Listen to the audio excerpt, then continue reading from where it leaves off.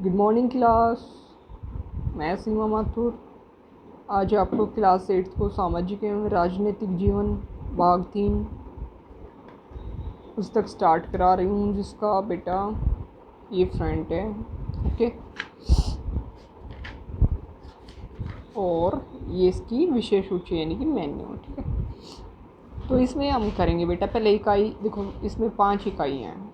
5 इकाइयों में 10 चैप्टर हैं, यानी कि 10 अध्याय हैं। अब फर्स्ट चैप्टर क्या है? भारतीय संविधान और धर्मनिरपेक्षता। ठीक है, यानी कि फर्स्ट इकाई है। इसमें फर्स्ट चैप्टर अध्याय क्या होगा? भारतीय संविधान के बारे में पढ़ेंगे, इंडियन कॉन्स्टिट्यूशन के बारे में पढ़ेंगे। और सेकंड में क्या है? धर्मनिरपेक्षता की समझ, यानी कि धर्मों के बारे में, कौन से धर्म है, कैसे क्या है, वो सब उसके बारे में पढ़ेंगे। तो फर्स्ट पढ़ेंगे हम भारतीय संविधान, इंडियन कॉन्स्टिट्यूशन। ये देखो, ठीक है बेटा, ये आपका चैप्टर है, ध्यान से देखें। ये देखो, ये देख लें। किसी देश को संविधान की ज़रूरत क्यों पड़ती है? अब सबसे पहले बेटा क्यों पड़ती है? संविधान ही नहीं होगा तो कोई भाई लिमिट्स नहीं होंगी, कोई पाबंदियाँ नहीं होंगी, ना ही कोई आदर्श होंगे, ना ही हमें रूल रेगुलेशंस का पता चलेगा हमारा क्या है, कितनी कंट्रीज़ हैं, कौन सी क्या बटा हुआ है, किस उसमें कौन सी धाराएँ हैं, कौन से अनुच्छेद हैं, कुछ भी नहीं होगा अगर संविधान नहीं होगा तो। ठीक है, अब ये देखो, ध्यान से देखना बेटा। आदर्शों पर एक साझी समझ विकसित करती है। ठीक है, वो है इसके बारे में। ये इस प्रकार से 1934 में भारतीय राष्ट्रीय कांग्रेस ने संविधान सभा के गठन की मांग को पहली बार अपनी अधिकृत नीति में शामिल किया था। सबसे पहले किसने किया था? भारतीय राष्ट्रीय कांग्रेस ने 1934 में। ठीक है, केवल भारतीयों को लेकर बनने वाली एक स्वतंत्र संविधान सभा की यह मांग दूसरे विश्व युद्ध के दौरान और तेज हो गई थी। जो सेकेंड वर्ल्ड वार हुआ था और फर्स्ट वर्ल्ड वार हुआ था, तो विश्व युद्ध के दौरान तेज़ हो गई थी। कौन से? दूसरे, सेकंड, यानी कि second world war. First world war कब हुआ था बेटा? प्रथम विश्व युद्ध कब हुआ था? देखो, 1914 से 1918। और सेकंड कब हुआ था? 1939 से 1945 तक। ठीक है,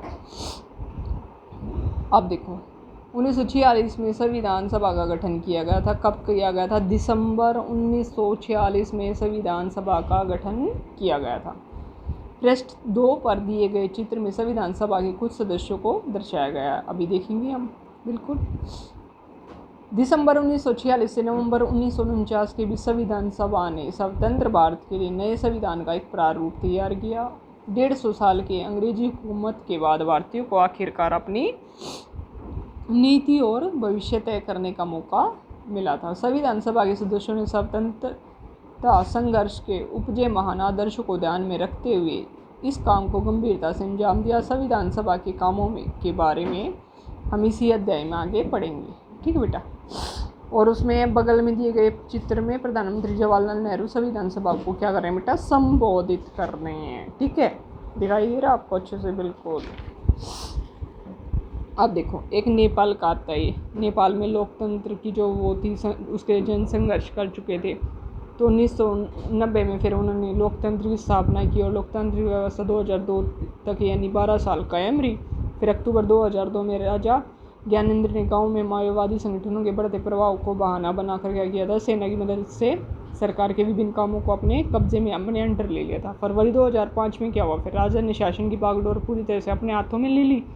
नवंबर 2005 में माओवादियों ने राजनीतिक दलों के साथ क्या किया? 12 सूत्री समझौते पर क्या किए थे? दस्तखत किए थे। कब किए थे? 2005 में। ठीक है, इस समझौते से आम लोगों को लोकतंत्र और अमन चैन बहाल होने की उम्मीद दिखाई दे रही थी। लोकतंत्र के लिए चल रहा जन आंदोलन 2006 तक अपने शिखर पर पहुंच चुका था। आंदोलनकारियों ने राजा की ओर से दी गई छोटी मोटी रियायतों को नामंजूर कर दिया था। आखिरकार अप्रैल 2006 में राजा को तृतीय संसद बहाल करके राजनीतिक दलों को सरकार बनाने का मौका देना पड़ा और 2008 में राजतंत्र को खत्म करने के बाद नेपाल लोकतंत्र बन गया था। कब बना था? 2008 में बना था बेटा। 2006 में लोकतंत्र में की मांग को लेकर चलने वाले जनतांत्रिक आंदोलन के ऊपर दृश्य क्या बेटा दिए गए हैं, यानी कि ऊपर वाले चित्रों में दिए गए हैं। अब इसमें यही है, सारा उसी के बारे में है जो मैंने शॉर्ट में अभी ये बताया। ठीक है, अब संविधान सभा का दूसरा उद्देश्य क्या था? इसका उद्देश्य था राजनीतिक व्यवस्था को तय करना, यानी जो नेपाल के पुराने संविधान में कहा गया था कि देश में क्या है बेटा, शासन की बागडोर क्या है, राजा और मंत्रिपरिषद के हाथ में रहेगी। जिन देशों में ने क्या किया था, लोकतांत्रिक शासन पद्धति या राज्य व्यवस्था चुनी थी, जहाँ निर्णय प्रक्रिया के नियम तय करने में संविधान बहुत अहम भूमिका अदा करता है, यानी कि उसने बहुत बड़ी भूमिका निभाई थी। ये सारा उसी के बारे में बेटा, संभावना कैसे नहीं करेंगे, दुरुपयोग नहीं करेंगे, वो सब है। ठीक है, इसको आप देखें आराम से। ठीक है बेटा, इसको आप पढ़ें। अब ये दिया गया है जैसे कि चित्र, नेक्स्ट पेज पे आते हैं हम। अब इसमें देखो एक वर्ड आता है बेटा, लोकतंत्र में संविधान सभा का काम क्या था, बहुत ही महत्वपूर्ण था। तो आगे बढ़ता गया, ताकतवर भी होती है, ठीक है, वो सारी चीज़ें होती गई। अब आता है निरंकुशता। निरंकुशता यानी क्या था बेटा, बहुमत की निरंकुशता का खतरा हर समाज में बना रहता है। अब बहुमत पे ही सरकार होती है, जिसको ज़्यादा अधिक वोट मिलते हैं वही होती है। एक होता है इंटर कम्युनिटी, जिसे अंतर सामुदायिक वर्चस्व कहते हैं, यानी कि यह दबदबा क्या होता है बेटा, समुदाय द्वारा होता है और दूसरे समुदाय के ऊपर होता है। एक समुदाय दूसरे समुदाय पर जब अपना वर्चस्व दिखाता है, यानी कि अपनी पावर दिखाता है, उस पर अपने कार्य थोपता है, वो सब होता है। फिर एक ही समुदाय के भीतर कुछ लोग दूसरों को दबा सकते हैं, जिसे अंतर सामुदायिक वर्चस्व कहते हैं। यानी कि एक ही समुदाय के व्यक्ति जो अमीर होते हैं, जो शक्तिशाली होते हैं, वो जो गरीब होते हैं, जो छोटे होते हैं, निम्न स्तर के होते हैं, उनको दबाते हैं, वो सब होता है। ठीक है, संविधान क्यों होना चाहिए, देखो इसका तीसरा महत्वपूर्ण कारण यह है कि हम खुद को अपने आप से बचा सकें। ठीक है, कहना अजीब सा लगता है, बट इसके बारे में हम वही आगे पढ़ेंगे। ठीक है, संविधान हमें ऐसे फैसले लेने से भी रोकता है जो उन बड़े सिद्धांतों को ठेस पहुंच सकती है, जिनसे देश क्या रखता है बेटा, आस्था रखता है। जैसे कि ठीक है, धर्म वगैरह के मामले, नशा ना होना, फौजी सेशन हो जाना, ये सब। ठीक है, ये देखो आप ध्यान से देखें बिल्कुल। ठीक है, इससे आगे बढ़ते हैं अब आता है बेटा भारतीय संविधान और मुख्य लक्षण, यानी कि इंडियन कॉन्स्टिट्यूशन के मुख्य लक्षण पढ़ेंगे। ठीक है, अब बीच में इस दियाले आते आते क्या हो गया था, भारतीय राष्ट्रीय कांग्रेस के कई दशक पुराना हो चुका था। स्वतंत्रता संघर्ष के दौरान क्या होता, राष्ट्रवादियों ने इस बात पर काफ़ी विचार किया था कि स्वतंत्र भारत के लिए किस तरह का होना चाहिए, भारतीय संविधान कैसा होना चाहिए। आपस में विचार विमर्श कर रहे थे। भारतीयों के सामने इतना ज़रूर स्पष्ट कर दिया गया था कि स्वतंत्र भारत को एक लोकतांत्रिक देश होना चाहिए, यानी कि इसमें लोगों का शासन होना चाहिए, किसी राजा या किसी और का नहीं। ठीक है बेटा, ये 300 लोगों ने योगदान दिया था इसमें, और 1946 में गठित की गई थी। संविधान सभा के सदस्य थे। भावी संविधान के निर्माण के लिए अगले 3 साल तक संविधान सभा की बैठकें होती रहेगी। परिणाम कुछ निकला नहीं है, ऐसे ही भाई बैठ के फिर सबसे पहले ये देखो। ठीक है, अब सबसे पहले देखो, बाबा साहिब डॉक्टर अंबेडकर को भारतीय संविधान का जनक कहा जाता है, ये सभी को पता है। इन्होंने क्या किया था, बहुत महत्वपूर्ण भूमिका निभाई थी। देखो, डॉक्टर अंबेडकर का विश्वास था कि संविधान सभा में उनकी हिस्सेदारी से अनुसूचित जातियों को संविधान के प्रारूप में कुछ सुरक्षात्मक व्यवस्था मिली है, लेकिन उन्होंने यह भी कहा था कि भले ही कानून बन गए हों, अभी भी अनुसूचित जातियां बेफिक्र नहीं हो सकती, क्योंकि इन कानूनों का संचालन सवर्ण हिंदू अधिकारियों के हाथों में ही है। इसलिए उन्होंने अनुसूचित जातियों से आह्वान किया है कि वे सरकार के अलावा लोक सेवाओं में भी बढ़ चढ़कर शामिल हो, यानी कि सरकारी सेवाओं में भी, नौकरी में, हर चीज़ में। ठीक है, अब संविधान सभा के आगे एक बड़ी जिम्मेवारी थी कि सदस्यों के सामने कि क्या किया जाए। देश में कई समुदाय थे, भाषा एक नहीं थी, धर्म भी अलग अलग थे, संस्कृति एक जैसी थी बेशक से। जब संविधान सभा लिखा गया संविधान, तो उस समय हमारा देश बाहरी उथल पुथल से गुजर रहा था। ठीक है बेटा, ऐसा ऊपर से क्या हो गया था, भारत पाकिस्तान का बंटवारा होना लगभग तय था उस समय।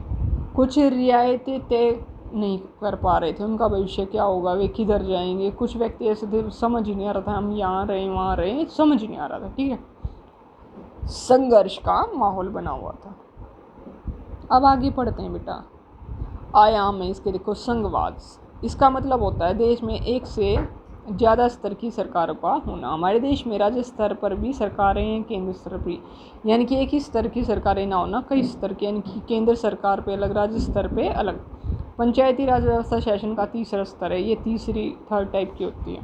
जिसके बारे में हम कक्षा 6 में पढ़ चुके हैं। कक्षा 7 की किताब में राज्य सरकार के कामकाज को देखा। इस साल हम केंद्र सरकार के बारे में, यानी कि राज्य सरकार जो स्टेट होती है उसके बारे में हम 7th क्लास में पढ़ चुके हैं। 8th क्लास में किसके पढ़ेंगे? सेंटर के बारे में पढ़ेंगे।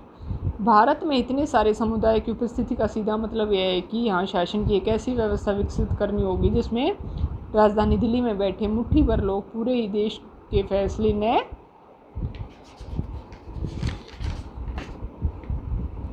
लेने लगे। ठीक है, ये देखिए ये सारा था। फिर केंद्र सरकार द्वारा बनाए गए कानूनों को मानना पड़ता था। उसके कार्य क्षेत्र के अंदर जो कार्य आते थे उन्हें देखना पड़ता था। केंद्रीय सरकार के प्रतिनिधि नहीं होते थे। ठीक है, संघवाद में वो सब था। सरकारों द्वारा बनाए गए कानून और नीतियों भारत के जो लोग थे उनके अंतर्गत कार्य करते थे वो सब। अब सेकंड पार्ट पढ़ेंगे संसदीय शासन पद्धति।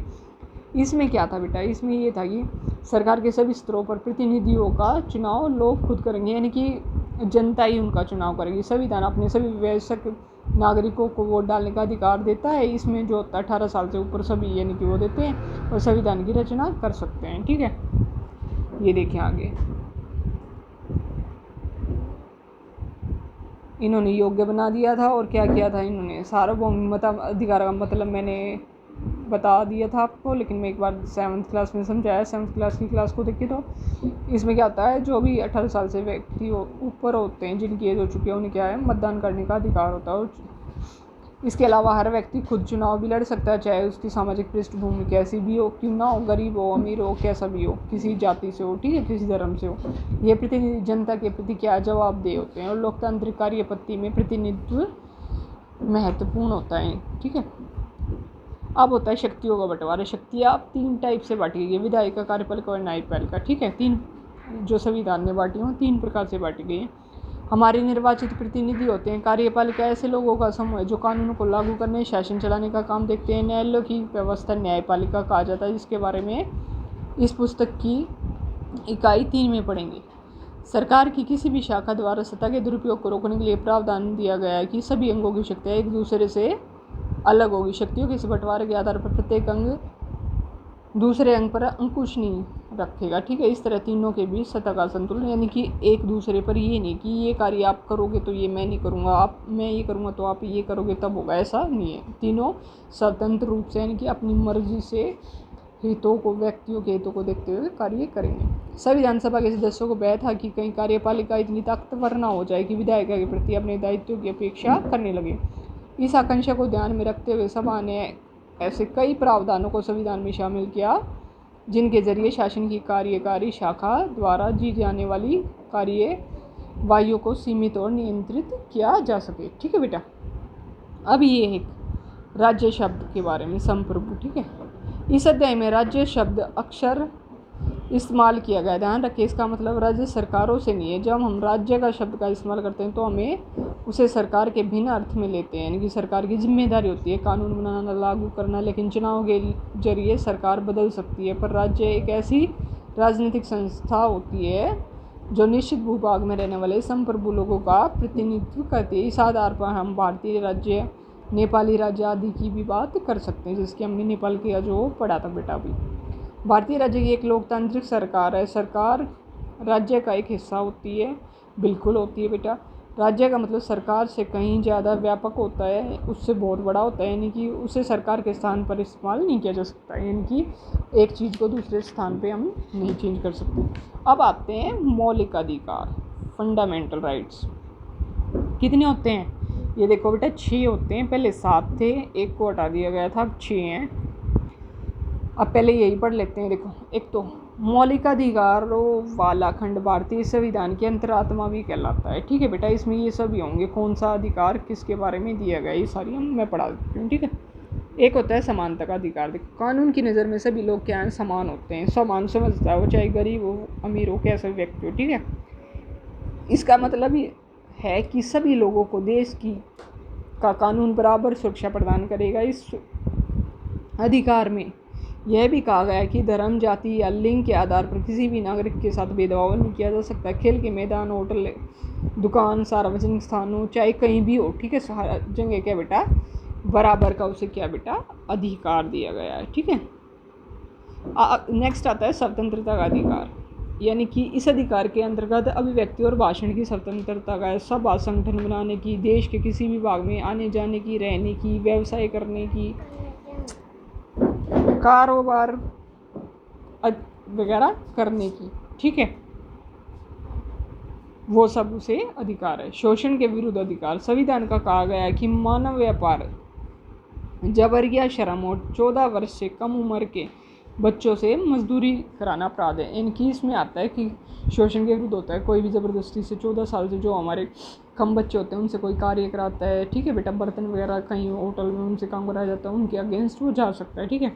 धार्मिक स्वतंत्रता का अधिकार, उसमें क्या होता है, यानी कि सभी व्यक्तियों को अपने अनुसार किसी भी धर्म को मानना, चाहे वो उस धर्म को मान सकता है, उस पर कोई पाबंदी नहीं है, प्रचार प्रसार कर सकता है अपने धर्म का, ज़रूरी नहीं है दूसरों का करे, ठीक है, दूसरे धर्म को माने, ये सब है। सांस्कृतिक और शैक्षणिक अधिकार है, इसमें कहा गया है कि कोई भी धार्मिक, भाषाई, अल्पसंख्यक समुदाय अपनी संस्कृति की रक्षा और विकास के लिए अपने शैक्षणिक संस्थान खोल सकता है। जैसे चाहूँ तो मैं अपना स्कूल खोल सकती हूँ, फिर कॉलेज, ठीक है, यानी कि मर्जी है, ठीक है, लेकिन उसके लिए कुछ क्वालिफिकेशंस होती हैं, ठीक है बेटा। कुछ संवैधानिक उपचार का अधिकार, ये क्या होता है, यदि किसी नागरिक को लगता है कि राज्य द्वारा उसके किसी मौलिक अधिकार का उल्लंघन हुआ तो इस अधिकार का सहारा लेकर वह अदालत में जा सकते हैं। कि हमें लगता है कि हमारी कोई अवहेलना कर रहा है, हमारा कहना नहीं मान रहा, तो उसके अगेंस्ट हम जा सकते हैं। इस जो 6 नंबर है उसके आधार पर हम जा सकते हैं। अब मौलिक अधिकारों का उल्लंघन हो रहा हो तो देखो, यदि 13 साल का एक बच्चा कालीन के कारखाने में मजदूरी करता है, यदि किसी राज्य में कोई नेता दूसरे राज्यों के काम करने से रोकता है, ये सब है। राजस्थान में जैसे तेलुगु माध्यम के स्कूल खोलने की अनुमति नहीं है, वहाँ तेलुगु हैं वो नहीं खोल सकते, ठीक है। 5 नंबर पे आता है धर्मनिरपेक्षता। अब धर्मनिरपेक्षता देखो क्या होता है। धर्मनिरपेक्ष राज्य वह होता है जिसमें राज्य अधिकृत रूप से किसी भी धर्म को राजकीय धर्म के रूप में बढ़ावा नहीं देता। इसके बारे में हम अध्याय में और विस्तार पूर्वक पढ़ेंगे। अब आप इस बात को समझने लगे होंगे कि कभी कभी देश का इतिहास तय कर लेता है कि देश का संविधान कैसा होगा। संविधान उन आदर्शों को तय करने में महत्वपूर्ण भूमिका निभाता है जिन्हें हम अपने देश को अपने प्रतिनिधियों के जरिए साकार करना चाहते हैं। जिस तरह फुटबॉल के नियम बदलने से खेल बदल जाता है, उसी तरह जिस देशों के संविधान में भारी बदलाव आ जाते हैं वहाँ देश का बुनियादी स्वरूप बदल जाता है। यानी कि ये नहीं बेटा कभी भी मन किया तो बदलाव कर दिए, वो भी एक प्रक्रिया के तहत और बहुत मुश्किल से होता है, ठीक है। ऐसा नहीं है जैसे कि एक हफ्ते में कुछ चेंज कर दिया, अगले हफ्ते कुछ चेंज कर दिया, ये सब नहीं होता। भारतीय संविधान के आयामों का जिक्र किया गया है, काफ़ी जटिल दिखाई देते हैं ये सब और मुश्किल भी महसूस करते हैं, वो सब है, ठीक है। अब देखो 24 जनवरी 1950 को संविधान सभा के विभिन्न सदस्य अपनी आखिरी बैठक में संविधान की एक प्रति हस्ताक्षर करते हुए ऊपर दिखाई दिए हैं, देखो साइन कर रहे हैं। पंडित जवाहरलाल नेहरू दस्तखत कर रहे हैं। दूसरे चित्र में संविधान सभा के अध्यक्ष डॉक्टर राजेंद्र प्रसाद। सबसे निचले चित्र में कौन है, जयराम दौलत दास है। खाद्य एवं कृषि मंत्री राजकुमारी अमृत कौर, स्वास्थ्य मंत्री डॉक्टर जॉन मथाई, वित्त मंत्री सरदार वल्लभ पटेल, प्रधानमंत्री उनके पीछे जगजीवन राम, श्रम मंत्री खड़े हैं, ठीक है। ये सारे चित्र होंगे। अब देखो मौलिक कर्तव्य 11 दिए गए हमें, ठीक है, 11 मौलिक कर्तव्य हैं। अब आते हैं इसके क्वेश्चन आंसर, ये देखें। अब आते हैं इसके क्वेश्चन आंसर जो कि हम करेंगे, बिल्कुल ठीक है। ये देखिए फर्स्ट क्वेश्चन, किसी लोकतांत्रिक देश को संविधान की ज़रूरत क्यों पड़ती है, ठीक है बेटा, क्यों पड़ती है बिल्कुल डिटेल में अभी करा देती हूँ, बिल्कुल आपके सामने। ये देखिए क्यों पड़ती है बेटा। देखो संविधान नियमों का एक ऐसा समूह होता है जिसको एक देश के सभी लोग अपने देश को चलने की पत्ती के रूप में स्वीकार करते हैं, ठीक है। संविधान के जरिए ही हम तय करते हैं कि हमारी सरकार किस तरह की होगी। संविधान नागरिकों के मौलिक अधिकारों की भी क्या करता है बेटा, रक्षा करता है हमारी, यानी कि जो हमारे अधिकार हैं, ठीक है। संविधान सभी नागरिकों से समानता लाता है, यानी कि सभी को समान रूप से समझता है, वो सब है। अब सेकंड में देखो अंतरिम संविधान हुई थी 2007 में, जैसे कि, ठीक है, वो सब दिया गया। फिर आता है ये नेपाल के बारे में था। नेपाल की जनता ने क्या किया था, खुश नहीं थी संविधान से, इसलिए नेपाल ने क्या की थी, संविधान की ज़रूरत थी। दोनों ने, मैंने बताया था 1990 में क्या किया था, संविधान आधारित उस पर वो किया था बहिष्कार। 2007 में नेपाल का संविधान इस बात पर आधारित था कि सारी शक्तियाँ मंत्रिपरिषद के पास होंगी और सारे कार्यकारी फैसले प्रधानमंत्री के नाम पर लिए जाएंगे। जो प्रधानमंत्री होगा वही फैसले करेगा। ठीक है बेटा, ओके जी। उससे अगले क्वेश्चन पे आते हैं हम। ये देखो, अगर आप निर्वाचित प्रतिनिधियों की शक्ति पर कोई अंकुश न होता तो क्या होता। देखो, नहीं होता तो क्या हो जाता बेटा, बिल्कुल बहुत बुरी सिचुएशन हो जाती। ये देखें, यदि प्रतिनिधियों की शक्ति पर कोई अंकुश नहीं होता तो नेता अपने मन के किसी भी कानून को लागू कर देते और मजदूरी में जनता को मानना ही पड़ता। यानी कि अपनी मन मुताबिक चलते, ऐसा नहीं होगा। ठीक है, ये इससे जनता का नुकसान ही होता है। उन पर अंकुश होना जरूरी है, दुरुपयोग नहीं कर पाएंगे। ठीक है, फोर्थ क्वेश्चन पे आ जाते हैं। अल्पसंख्यक कौन है। ठीक है, ये सब है। ये देखो, बिल्कुल आंसर सारे हैं, मैं इसको रीड नहीं कर रही, बिल्कुल सारे हैं। ठीक है, संघवाद कहता है भारत जैसे बड़े देश में बहुत मुश्किल है कि कोई व्यक्ति केंद्र से पूरे देश के नियम कानून को चला पाए और देश का स्वरूप, यानी कि हमने शक्तियों का बंटवारा कर रखा है। एक व्यक्ति तो बैठ के बेटा कुछ कर नहीं सकता, शक्तियों का बंटवारा होगा तभी सारे कार्य हो पाएंगे। अब इसमें आगे बेटा ये देखें, शक्तियों का बंटवारा, मौलिक अधिकार, संसदीय शासन पद्धति। ठीक है, ये देखें, बिल्कुल शक्तियों का बंटवारा है। देखो, ताकि किसी पर अंकुश लगाया जा सके और वो अपनी शक्तियों का दुरुपयोग न करे। मौलिक अधिकार मैंने अभी समझाया था, जरूरी क्यों निरंकुश इस्तेमाल करने के लिए। संसदीय शासन पद्धति नागरिकों के पास चुनाव के माध्यम से अपना प्रतिनिधि खुद चुनने का अधिकार देती है। ठीक है, ये सब है। इतना था इसके क्वेश्चन आंसर थे। और ये है इसमें बेटा शब्द संकलन, ये भी बिल्कुल याद करें, आपके लिए इम्पोर्टेंट है। अपनी नोटबुक में लिखें इन्हें बिल्कुल से। ठीक है, जो भी है। ठीक है, तो ये हमारा क्या था, इंडियन कॉन्स्टिट्यूशन था। इसमें इससे ज़्यादा कुछ नहीं आएगा आपके पेपर में। क्वेश्चन आंसर मैंने सारे करा दिए हैं। ये हमारी बुक है। और बेटा आप चाहते हैं कि मैं आपको SST का आगे भी कराती रहूँ तो वो प्लीज़ कमेंट बॉक्स में कमेंट कीजिएगा। ठीक है, और मेरी वीडियो आपको कैसे लगी ये भी बताइएगा। ठीक है, मैसेज करके। ओके, फिर आज की क्लास हम यहीं समाप्त करते हैं। नेक्स्ट क्लास में इस बुक का हम क्या करेंगे बेटा, सेकंड चैप्टर करेंगे। ओके।